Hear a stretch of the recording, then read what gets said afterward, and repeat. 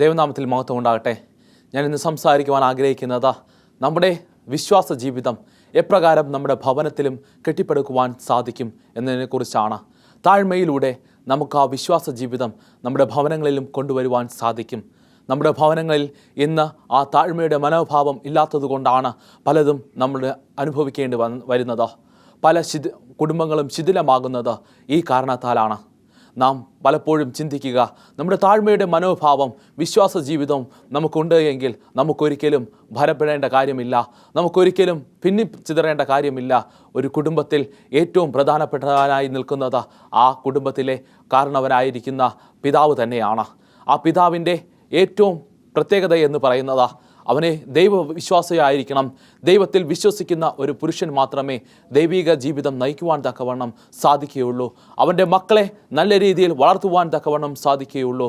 ഏകദേശം 25% ആ ഒരു കുട്ടിയുടെ ജീവിതശൈലി വരുന്നത് എന്ന് പറയുന്നത് അത് തൻ്റെ പിതാവിൻ്റെ ക്യാരക്ടറിൽ നിന്നാണ്. തൻ്റെ പിതാവിൻ്റെ വ്യക്തിപരമായിട്ടുള്ള ക്യാരക്ടറിൽ നിന്നാണ് അവന് ഒരു ജീവിതം ഉടലെടുക്കുന്നത്, അവൻ്റെ സ്വഭാവ സവിശേഷത ഉടലെടുക്കുന്നത്. അതുകൊണ്ട് നാം എപ്പോഴും ഓർമ്മിച്ചു കൊണ്ടിരിക്കുക, നമ്മുടെ സ്വഭാവത്തിൽ നിന്നാണ് നമ്മുടെ കുട്ടികൾ കണ്ടുപഠിക്കുന്നത്. നാം എപ്പോഴും കുട്ടികൾക്ക് മാതൃകയായിരിക്കുക. നമ്മുടെ ഭവനത്തിൽ എപ്പോഴും ശാന്തിയും സമാധാനവും നിലനിൽക്കുന്ന ഒരു ഭവനമായി മാറണം. എങ്കിൽ മാത്രമേ നമുക്ക് നല്ല രീതിയിൽ ജീവിക്കുവാൻ സാധിക്കുകയുള്ളൂ.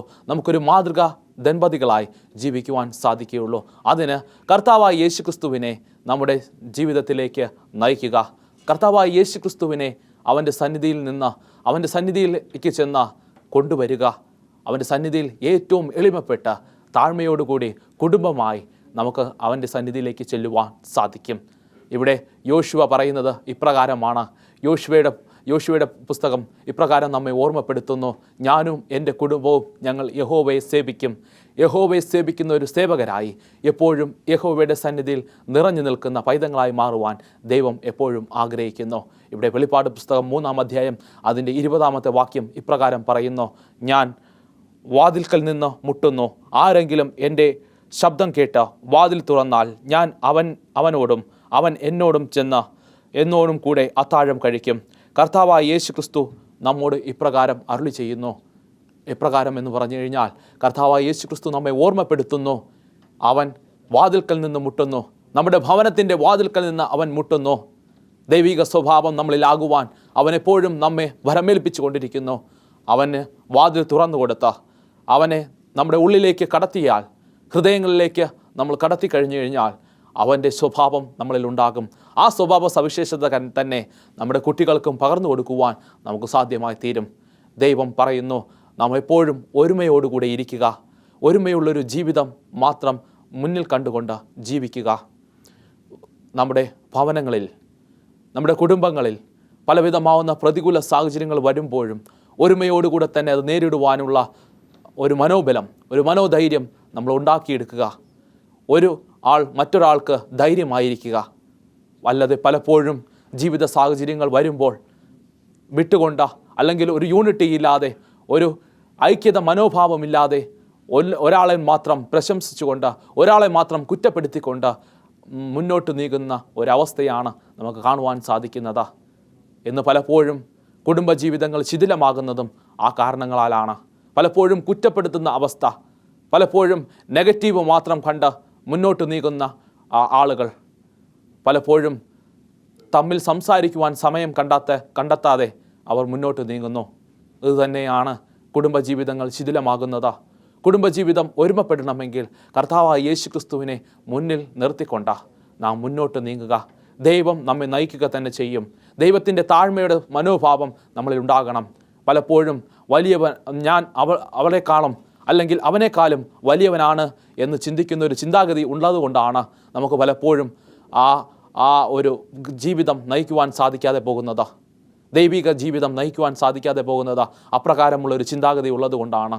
ഞാൻ എല്ലാവരെക്കാളും വലിയനാണ്, എൻ്റെ വാക്കുകൾ തന്നെ എല്ലാവരും അനുസരിക്കണം, കുടുംബത്തിലുള്ളവർ അനുസരിക്കുമെന്നുള്ളൊരു ചിന്താഗതി നമ്മളിലുണ്ടാകണം.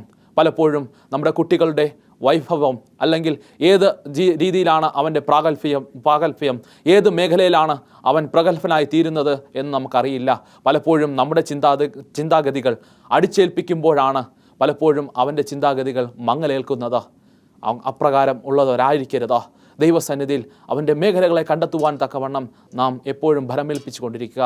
കുഞ്ഞുങ്ങളെ നമ്മളെ രീതിയിലേക്ക് വളർത്താതെ അവരുടേതായ ഒരു ചിന്താഗതി ഉണ്ടാക്കുവാൻ, അവരുടേതായ ഒരു വ്യക്തിത്വം ഉണ്ടാക്കിയെടുക്കുക. എങ്കിൽ മാത്രമേ നല്ല സമൂഹത്തിൽ നല്ല ആളുകളെ സൃഷ്ടിക്കുവാൻ തക്കവണ്ണം നമുക്ക് സാധ്യമായി തീരുകയുള്ളൂ.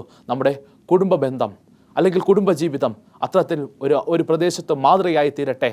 നാം ജീവിക്കുന്ന സമൂഹത്തിൽ നാം ഒരു മാതൃകയായി തീരട്ടെ. നാം ജീവിക്കുന്ന ജീവിതത്തിൽ ഒരു ക്രിസ്തീയ ജീവിതമായി തീരട്ടെ.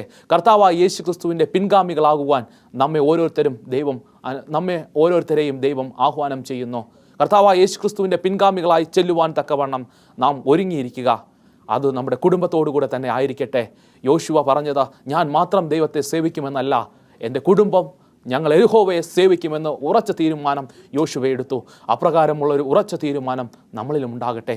അപ്രകാരമുള്ളൊരു ഉറച്ച തീരുമാനം കുടുംബത്തിന് വേണ്ടി നാം സഹിക്കുക, കുടുംബത്തിന് വേണ്ടി എടുക്കുക. കുടുംബത്തിൽ നാം ത്യാഗമനോഭാവമുള്ളവരായിരിക്കണം. പലപ്പോഴും പല സന്ദർഭങ്ങളിലും നാം ത്യാഗമനോഭാവം ഇല്ലാത്തത് കൊണ്ടാണ് പലതിനും നാം പൊട്ടിത്തെറിക്കാറുണ്ട്, പലതിനും നാം പ്രതികരിക്കാറുണ്ട്, ദേഷ്യഭാവങ്ങൾ കാണിക്കാറുണ്ട്, ശാഠ്യം കാണിക്കാറുണ്ട്, ദൂഷ്യഭാവങ്ങൾ കാണിക്കാറുണ്ട്. ഇതെല്ലാം ലോകത്തിൻ്റെ ആ ഒരു ചിന്താഗതികൾ അത്രേ. ഇതെല്ലാം സാത്താൻ നിങ്ങളുടെ കുടുംബത്തെ ശിഥിലമാക്കുവാൻ തക്കവണ്ണം ശ്രമിക്കുന്നതത്രേ. സാത്താൻ ഒരു അലമുറയിടുന്ന സിംഹത്തെ പോലെ നിങ്ങളുടെ അടുത്തേക്ക് കടന്നു വരുന്നു എന്ന് വചനം പറയുന്നു. ആ സിംഹം നിങ്ങളെ പിച്ചി ചീന്തുവാൻ തക്കവണ്ണം ശ്രമിക്കുമ്പോൾ, നിങ്ങളുടെ കുടുംബജീവിതം ശിഥിലമാക്കുവാൻ ശ്രമിക്കുമ്പോൾ തമ്മിൽ സ്നേഹിച്ചുകൊണ്ട്, പ്രബോധിപ്പിച്ചുകൊണ്ട്, അന്യോന്യം പ്രബോധിപ്പിച്ചുകൊണ്ട് നിങ്ങൾ താഴ്മയോടുകൂടെ ഇരിക്കുക. അപ്രകാരം താഴ്മയോടുകൂടെ വിശ്വാസ ജീവിതം നയിക്കുമ്പോൾ ദൈവം നിങ്ങളുടെ ഹൃദയങ്ങളിൽ ഉണ്ടാകും. ദൈവത്തിന് പ്രാധാന്യം നൽകുക, ദൈവത്തിൻ്റെ സ്വഭാവത്തിന് പ്രാധാന്യം നൽകുക. എങ്കിൽ നിൻ്റെ കുടുംബം ഏറ്റവും അനുഗ്രഹപ്രദമായി തീരും. ദൈവസന്നിധിയിൽ ദൈവവചനത്തിൽ നിൻ്റെ കുടുംബജീവിതം കെട്ടിപ്പടുക്കുവാൻ തക്കവണ്ണം എപ്പോഴും ശ്രമിച്ചു കൊണ്ടിരിക്കുക. ആ ഒരു ജീവിത വൈഭവം നിന്നിൽ ഉണ്ടായിരിക്കട്ടെ. സങ്കീർത്തനം 128 അധ്യായം ഇപ്രകാരം നമ്മെ ഓർമ്മപ്പെടുത്തുന്നു. യഹോവയെ ഭയപ്പെട്ട് അവൻ്റെ വഴികളിൽ നടക്കുന്ന ഏവനും ഭാഗ്യവാൻ. യഹോവയെ ഭയപ്പെട്ട് അവൻ്റെ വഴികളിൽ നടക്കുന്ന ഏവനും ഭാഗ്യവാൻ. യഹോവയെ നാം ഭയഭക്തിയോടുകൂടെ തന്നെ മുന്നിൽ കണ്ടുകൊണ്ട് നാം നടക്കുക. ദൈവം നമ്മെ ധാരാളമായി അനുഗ്രഹിക്കും. നമ്മുടെ കുടുംബജീവിതവും അപ്രകാരമായിരിക്കട്ടെ. അത് ഭാര്യയായിരുന്നാലും ഭർത്താവായിരുന്നാലും യഹോവയെ ഭയപ്പെട്ട് തന്നെ ജീവിക്കുക, അവന് മഹത്വം കൊടുത്ത് ജീവിക്കുക. അപ്പോൾ നീ ഏറ്റവും അനുഗ്രഹിക്കപ്പെടും. അതിൻ്റെ 128 2 വാക്യം ഇപ്രകാരം നമ്മെ ഓർമ്മപ്പെടുത്തുന്നു. നിൻ്റെ കൈകളുടെ അധ്വാന ഫലം നീ തിന്നും, നീ ഭാഗ്യവാൻ, നിനക്ക് നന്മ വരും. നിൻ്റെ ഭാര്യ നിൻ്റെ വീട്ടിനകത്ത് ഫലപ്രദമായ മുന്തിരിവള്ളി പോലെയും നിൻ്റെ മക്കൾ മേശയ്ക്ക് ചുറ്റും ഒലിവ് തൈകൾ പോലെയും ഇരിക്കും. ഇവിടെ വചനം പറയുന്നു, നിൻ്റെ ഭാര്യ നിൻ്റെ മേശയ്ക്ക് ചുറ്റും ഒലിവ് തൈ അല്ലെങ്കിൽ മുന്തിരിവള്ളിയായി ഇരിക്കും. നിൻ്റെ മക്കൾ നിൻ്റെ മേശയ്ക്ക് ചുറ്റും ഒലിവ് തൈകളായിരിക്കും. ഇവിടെ വചനം പറയുന്നു, നീ എപ്പോഴും ഓർത്തുകൊള്ളുക, നിൻ്റെ ഭാര്യ ഫലപ്രദമായ മുന്തിരിവള്ളി ആയിരിക്കണം. നിൻ്റെ കുടുംബത്തിൽ നീ കയറി വരുമ്പോൾ, നീ ജോലി കഴിഞ്ഞ് ഭാരപ്പെട്ട് നീ കയറി വരുമ്പോൾ നിനക്കെപ്പോഴും സുഗന്ധം പകരുന്ന അല്ലെങ്കിൽ നിനക്കെപ്പോഴും ആശ്വാസവാക്കുകൾ നൽകിക്കൊണ്ടിരിക്കുന്ന ഒരു ഭാര്യയാണ് നീ ആഗ്രഹിക്കുന്നത്. അപ്രകാരം ആഗ്രഹിക്കുമ്പോൾ അതിലുപരിയായി നിനക്ക് നൽകുവാൻ തക്കവണ്ണം സ്നേഹവും സാമീപ്യവും നൽകുവാൻ തക്കവണ്ണം ആ ഭാര്യയ്ക്ക് സാധിക്കട്ടെ. അത് സാധിക്കണമെങ്കിൽ നിൻ്റെ ജീവിതം അവൾക്ക് വേണ്ടി ദാനം നൽകുക. മറ്റൊരാൾക്കും അതിനൊരു സമയം കൊടുക്കരുത്. മറ്റൊരാൾക്ക് നിങ്ങളുടെ ഇടയിലേക്ക് ആ സ്നേഹബന്ധത്തിലേക്ക് കടന്നു വരുവാൻ അവസരം ഒരുക്കി കൊടുക്കരുത്. എപ്പോഴും നിങ്ങളുടെ ഭാര്യയോട് പറ്റിച്ചേർന്ന് ജീവിക്കുക. ദൈവവചനം പറയുന്നു, മാതാപിതാക്കളിൽ നിന്ന് ഭാര്യയോട് നീ പറ്റിച്ചേരുമെന്ന് വചനം പറയുന്നു. അപ്രകാരം ജീവിക്കുവാൻ തക്കവണ്ണം ദൈവം നിങ്ങളെ ആഹ്വാനപ്പെടുത്തുകയാണ്. മക്കൾ എപ്പോഴും ഒലിവ് തൈകൾ പോലെ ആയിരിക്കട്ടെ. നിൻ്റെ സമൂഹത്തിൽ ഏറ്റവും പ്രിയപ്പെട്ടവരായി, ഈ ഒലിവ് തൈകളെന്ന് പറയുമ്പോൾ, ഒലിവ് എണ്ണ എന്ന് പറയുമ്പോൾ ഏറ്റവും സുഗന്ധപ്രദമാകുന്നു. അപ്രകാരം ഒരു സുഗന്ധപ്രദമായ ഒരു ജീവിതശൈലി ആയിരിക്കട്ടെ നിൻ്റെ മക്കളുടേത്. ഏറ്റവും സുഗന്ധം പകരുന്ന മക്കളായിരിക്കട്ടെ നിനക്കുള്ളത്. ആ കുടുംബം എന്ന് പറയുന്നത് ഒരു മഞ്ഞുതുള്ളി പോലെ ആയിരിക്കട്ടെ. അതെപ്പോഴും നിനക്ക് തണുപ്പും നല്ല അനുഭവവും തരുന്ന ഒരു കുടുംബമായി തീരട്ടെ. അപ്രകാരമായിരിക്കണമെങ്കിൽ നിൻ്റെ സ്വഭാവ സവിശേഷത കർത്താവായ യേശു ക്രിസ്തുവിൽ അർപ്പിച്ചുകൊണ്ട് നീ നല്ലതുപോലെ മുന്നോട്ട് നീങ്ങുകയാണ് എങ്കിൽ ദൈവം ധാരാളമായി നമ്മെ ഓർമ്മപ്പെടുത്തുന്നു, അനുഗ്രഹിക്കും എന്ന് തന്നെയാണ് ഓർമ്മപ്പെടുത്തുന്നത്. നിൻ്റെ കുടുംബത്തെ ഒരു കരവലയത്തിലായിരിക്കുവാൻ തക്കവണ്ണം, കർത്താവായ യേശു ക്രിസ്തുവിൻ്റെ കരവലയത്തിൽ നിൻ്റെ കുടുംബമായിരിക്കുവാൻ തക്കവണ്ണം എപ്പോഴും നീ പ്രാർത്ഥനയോടുകൂടെ ആയിരിക്കുക, പ്രാർത്ഥനാ ജീവിതം നയിക്കുക. അപ്രകാരം ആയിരിക്കുമ്പോൾ അതുപോലെ തന്നെ നിൻ്റെ മക്കളെയും പ്രാർത്ഥിക്കുവാൻ നീ പരിശീലിപ്പിക്കുക. കുഞ്ഞുനാളുകളിൽ തന്നെ ദൈവത്തെ അറിഞ്ഞു ജീവിക്കുന്ന പൈതങ്ങളായി മാറുവാൻ അവരെ എപ്പോഴും ഉദ്ബോധിപ്പിച്ചു കൊണ്ടിരിക്കുക. അവരെ എപ്പോഴും ശബ്ദത്തിൽ പള്ളിയിൽ കൊണ്ടുപോകുക. അവർക്ക് അനുഗ്രഹപ്രദമായുള്ള വചനങ്ങളെ പകർന്നു കൊടുക്കുക. അവർക്കെപ്പോഴും ദൈവവചനങ്ങൾ പകരുന്ന ബുക്കുകൾ വാങ്ങിക്കൊടുക്കുക. ഇതൊക്കെയാണ് നിനക്ക് ചെയ്യുവാൻ സാധിക്കുന്നത്. ഈ കാര്യങ്ങളൊക്കെയും നീ ചെയ്യുമ്പോൾ ദൈവം നിൻ്റെ ഭവനത്തെ ധാരാളമായി അനുഗ്രഹിക്കുക തന്നെ ചെയ്യും. നിൻ്റെ ഭവനത്തിൽ ഒരു അല്ലലിനും കുറവ് വരികയില്ല. നീ അധ്വാനിക്കുന്നതിൻ്റെ ഫലം നീ അനുഭവിക്കുക തന്നെ ചെയ്യും. ആ അധ്വാന ഫലം അനുഭവിക്കണമെങ്കിൽ കർത്താവായ യേശു ക്രിസ്തുവിൽ ഭയപ്പെട്ടുകൊണ്ട് ദൈവത്തെ മുൻനിർത്തിക്കൊണ്ട് നിൻ്റെ ജീവിതം നയിക്കുക. ഇവിടെ വചനം വ്യക്തമായി പറയുന്നു, യൗവനത്തിൽ നിൻ്റെ മക്കളെന്ന് പറയുന്നത് അത് വീരൻ്റെ കയ്യിലെ അസ്ത്രങ്ങൾ പോലെ ആയിരിക്കുന്നു. വീരൻ്റെ കയ്യിൽ എപ്രകാരമാണോ അസ്ത്രങ്ങൾ ആയിരിക്കുന്നത്, അപ്രകാരമായിരിക്കുന്നു യൗവനത്തിൽ നിൻ്റെ മക്കളെന്ന് പറയുന്നത്. ആ അസ്ത്രങ്ങൾ പലപ്പോഴും നമ്മെ പ്രൊട്ടക്റ്റ് ചെയ്യുവാൻ നാം ഉപയോഗിക്കാറുണ്ട്. യുദ്ധത്തിന് പോകുമ്പോൾ വീരന്മാർ ഉപയോഗിക്കുന്നത് ഈ അസ്ത്രങ്ങളെയാണ്. അതുപോലെ തന്നെയാണ് നമ്മുടെ ഈ ലോക ജീവിതത്തിൽ നാം പോരാട്ടത്തിലായിരിക്കുമ്പോൾ നമുക്ക് മക്കളെന്ന് പറയുന്നത് ഒരു അസ്ത്രങ്ങൾ പോലെയാണ്.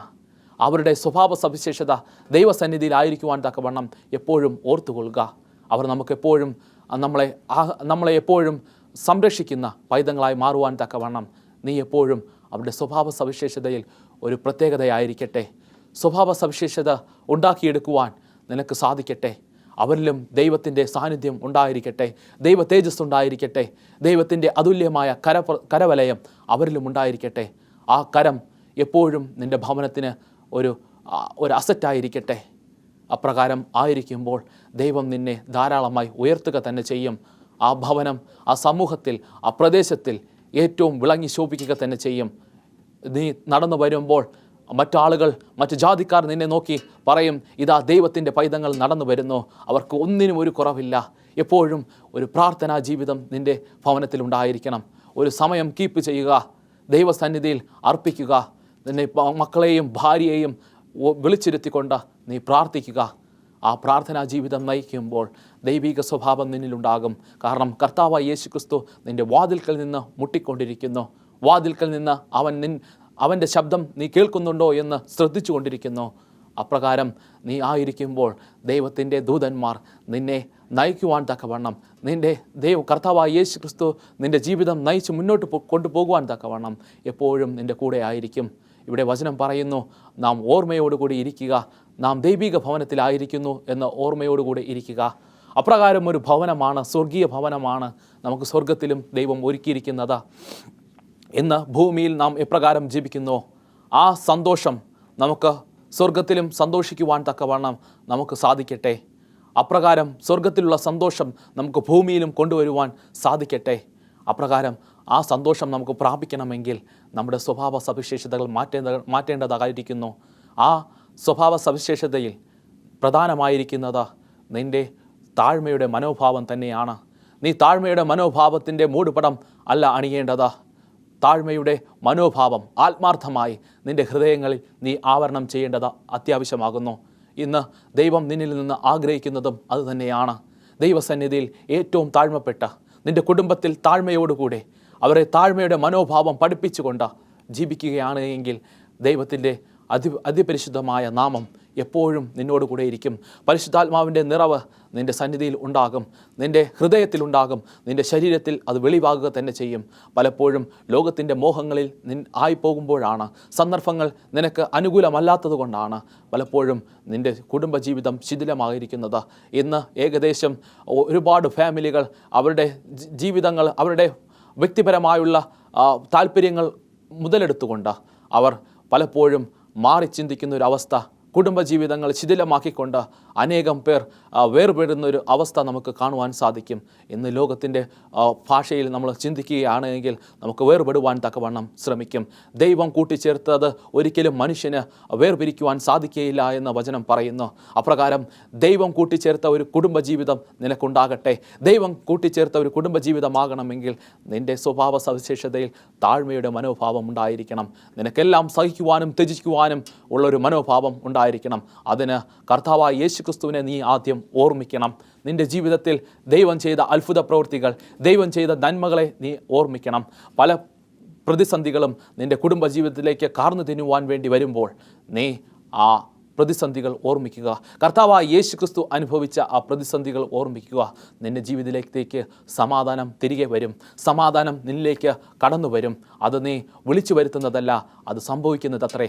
ഒരിക്കലും അതിന് അടിമപ്പെട്ട് ജീവിക്കുക.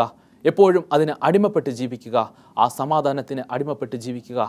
പലപ്പോഴും കോപത്തിന് നാം ഇരയാകുന്നത് കൊണ്ടാണ് നമ്മുടെ ജീവിതങ്ങൾ നമ്മുടെ കൈവിട്ട് പോകുന്നത്. ഇവിടെ ദൈവവചനം പറയുന്നു, നാം അപ്രകാരമുള്ളവരായിരിക്കരുതാ. ക്രിസ്തീയ ജീവിതം നമ്മൾ നിർമ്മിക്കുമ്പോൾ ദൈവിക ഭവനത്തിൽ തന്നെ ദൈവിക ഭവനം തന്നെ നിർമ്മിക്കുവാൻ ഓർമ്മിച്ചു കൊള്ളുക. പലപ്പോഴും നമുക്ക് അത് അപ്രാപ്യമാകുന്നത് ഈ കാഴ്ചപ്പാട് ഉള്ളത് കൊണ്ടാണ്. കോപത്തിൻ്റെ കാഴ്ചപ്പാട് നമ്മളിൽ ഉണ്ടാകുന്നത് കൊണ്ടാണ്. പലപ്പോഴും പരസ്ത്രീകളെ നാം കാണുമ്പോൾ അതിലേക്ക് ആകർഷിക്കപ്പെടുന്നത് കൊണ്ടാണ്. അതെല്ലാം സാത്താൻ്റെ പ്രവർത്തനങ്ങളാകുന്നു. അതിനെ വിഫലമാക്കണമെങ്കിൽ നാം എപ്പോഴും ഭാര്യയോട് ചേർന്ന് കൊള്ളുക. മൂന്നാമതായി ഒരാൾക്ക് ഒരു സ്ഥാനവും കൊടുക്കരുത്. കർത്താവായ യേശുക്രിസ്തു നമ്മുടെ സന്നിധിയിലേക്ക് കടന്നു വരണം. നമ്മുടെ സ്നേഹബന്ധത്തിലേക്ക് കടന്നു വരണം. കർത്താവായ യേശുക്രിസ്തു നമ്മുടെ കുടുംബജീവിതത്തിലേക്ക് കടന്നു വരണം. എങ്കിൽ നമുക്ക് അത്യത്ഭുതമായി ജീവിക്കുവാൻ തക്കവണ്ണം അവൻ്റെ അത്ഭുത പ്രവൃത്തികൾ നമ്മുടെ കുടുംബജീവിതങ്ങളിൽ ഉണ്ടാകും. ഏറ്റവും സന്തോഷകരമായി നമുക്ക് ജീവിക്കുവാൻ തക്കവണ്ണം സാധിക്കും. നമുക്ക് വചനം ഇപ്രകാരം നമ്മെ ഓർമ്മപ്പെടുത്തുന്നു. സങ്കീർത്തനം 127 അതിൻ്റെ 4, 5 വാക്യങ്ങൾ ഇപ്രകാരം നമ്മെ ഓർമ്മപ്പെടുത്തും. അതുപോലെ തന്നെ സദൃശ്യവാക്യങ്ങൾ 20-ാം അധ്യായം അതിൻ്റെ 1-ാമത്തെ വാക്യം, വീഞ്ഞും പരിഹസിയും മദ്യം കലഹക്കാരനും ആകുന്നു. അതിനാൽ ചാഞ്ചാടി നടക്കുന്ന ആരും ജ്ഞാനിയാകുകയില്ല. സദൃശ്യവാക്യങ്ങൾ 20-ാം അധ്യായം അതിൻ്റെ 1-ാമത്തെ വാക്യം ഇപ്രകാരം പറയുന്നു, വീഞ്ഞും പരിഹാസിയും മദ്യം കലഹക്കാരനും ആകുന്നു. അതിനാൽ ചാഞ്ചാടി നടക്കുന്ന ആരും ജ്ഞാനിയാകുകയില്ല. ഇവിടെ ദൈവവചനം നമ്മെ ഓർമ്മപ്പെടുത്തുന്നു, വീഞ്ഞ് കുടിക്കുന്നവർ നമ്മുടെ സന്നിധിയിൽ, കർത്താവായ യേശുക്രിസ്തുവിൻ്റെ സന്നിധിയിൽ അല്ലെങ്കിൽ ഈ ദൈവിക ഭവനത്തിലേക്ക് മദ്യം കടന്നു വരുമ്പോൾ പലവിധമാവുന്ന പ്രശ്നങ്ങൾ ഉണ്ടാകുക തന്നെ ചെയ്യും. പലവിധമാവുന്ന പ്രതികൂല സാഹചര്യങ്ങൾ ഉണ്ടാകും. ദേഷ്യം വേഗം വരും. നിന്നെ നിയന്ത്രിക്കുവാൻ തക്കവണ്ണം നിനക്ക് സാധ്യമാകുകയില്ല. കർത്താവായ യേശുക്രിസ്തുവിനെ നിന്നെ നിയന്ത്രിക്കുവാൻ തക്കവണ്ണം സാധ്യമാകുകയില്ല. പലപ്പോഴും നിൻ്റെ ജീവിത ചരിത്രത്തിൽ നീ ഉന്നതയിലേക്ക് എത്തുന്നത് ഈ മദ്യത്തിൻ്റെ ആസക്തി കൊണ്ടാണ്. പലപ്പോഴും കലഹക്കാരനാകുന്നു ഈ മദ്യം എന്ന് പറയുന്നത്. നിൻ്റെ ജീവിതത്തിൽ ഇതിനെ മാറ്റി നിർത്തുകയാണ് എങ്കിൽ നിനക്ക് ശോഭിക്കുവാൻ തക്കവണ്ണം സാധിക്കുമെന്ന് വചനം നിന്നെ ഓർമ്മപ്പെടുത്തുന്നു. എപ്പോഴും നീ ദൈവസന്നിധിയിൽ ദൈവത്തിന് പ്രിയപ്പെട്ട മകനാകുന്നു. അവൻ്റെ ഒരു സൃഷ്ടി പോലും നശിച്ചു പോകുവാൻ ദൈവം ആഗ്രഹിക്കുന്നില്ല. ദൈവം പറയുന്നു, ദൈവത്തിൻ്റെ മക്കൾ, അതായത് നിനക്ക് നൽകിയിരിക്കുന്ന മക്കൾ എന്ന് പറയുന്നത് ദൈവത്തിൻ്റെ ദാനമാകുന്നു. ആ ദൈവത്തിൻ്റെ ദാനമാകുന്ന മക്കളെ നീ വളർത്തി നല്ല രീതിയിൽ തിരിച്ച് ദൈവസന്നിധിയിൽ ഏൽപ്പിക്കേണ്ടത് നിൻ്റെ കടമയാകുന്നു. പലപ്പോഴും ഈ കടമകൾ മറന്നുകൊണ്ട് നീ ദൈവസന്നിധിയിൽ നിന്ന് അകന്നു പോകുന്ന ഒരു അവസ്ഥ, ദൈവസന്നിധിയിൽ നിന്ന് മാറിപ്പോകുന്ന ഒരു അവസ്ഥ, ഇത് നിന്നിൽ വസിക്കുന്നത് പൈശാചിക അന്ധകാരമാകുന്നു. പൈശാചികൻ്റെ പ്രവർത്തനമാകുന്നു നിന്നിൽ പ്രവർത്തിക്കുന്നത്. അതിൽ നിന്ന് മാറി ചിന്തിക്കുക. പലപ്പോഴും മദ്യപാനികൾ ചിന്തിക്കാറുണ്ട്, കർത്താവായ യേശുക്രിസ്തു മദ്യം അല്ലെങ്കിൽ വീഞ്ഞ് ആക്കിയല്ലോ എന്ന് ചിന്തിക്കാറുണ്ട്. അതൊരിക്കലും തെറ്റായുള്ള ഒരു കാര്യമാണ്. മദ്യപാനി ഒരിക്കലും സ്വർഗ്ഗത്തിൽ കടക്കുകയില്ല എന്ന് ദൈവവചനം വളരെ വ്യക്തമായി പറയുന്നു. തീമോഥെയോസിന് എഴുതിയ ലേഖനത്തിൽ വളരെ വ്യക്തമായി വചനം പറയുന്നു, മദ്യപാനികൾ ഒരിക്കലും ദൈവസന്നിധിയിൽ അല്ലെങ്കിൽ ദൈവരാജ്യത്തിൽ കടക്കുകയില്ല എന്ന് വചനം വ്യക്തമായി പറയുന്നു. അതുകൊണ്ട് നീ നിൻ്റെ മദ്യത്തിൻ്റെ ആസക്തി ഉപേക്ഷിക്കുക. നിൻ്റെ ഭവനം നീ കാത്തു സൂക്ഷിക്കുക.